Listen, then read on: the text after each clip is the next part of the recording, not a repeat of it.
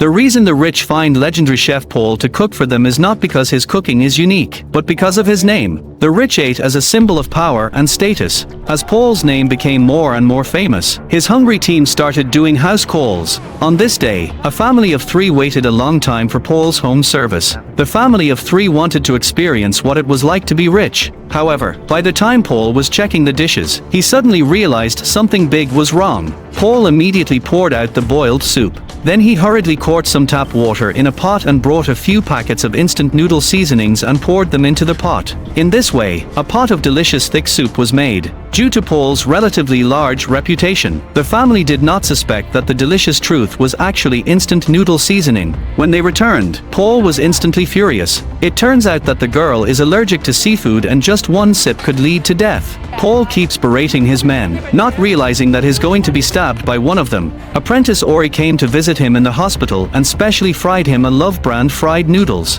But Paul simply tasted a few bites and told what kind of seasoning had been added to it, and said that there was no such thing as love food in the world. Just then, the news said that the family from yesterday had left this world. It turns out that the girl is seriously ill and the family customized the fancy dinner to be with the girl in her last moments. This incident also finally made Aoi see how terrible the gap between the rich and the poor really is. She decides to take a job as a chef at a high-end private restaurant called Flame. After constant media publicity, Aoi soon became a chef known to everyone in the area. Soon, Aoi was invited to the noblewoman's house, and what she didn't realize was that the noblewoman had not only called her a chef, but Paul as well. Just as Ori was cooking in earnest, a top-quality Wagyu beef slowly fell from the air. Paul scratched off a small piece of beef and fed it to the noblewoman's mouth. Ori also decides to conquer his guests' taste buds with his own fried river noodles. Just as they are competing, the police suddenly arrest Paul for hunting wild animals.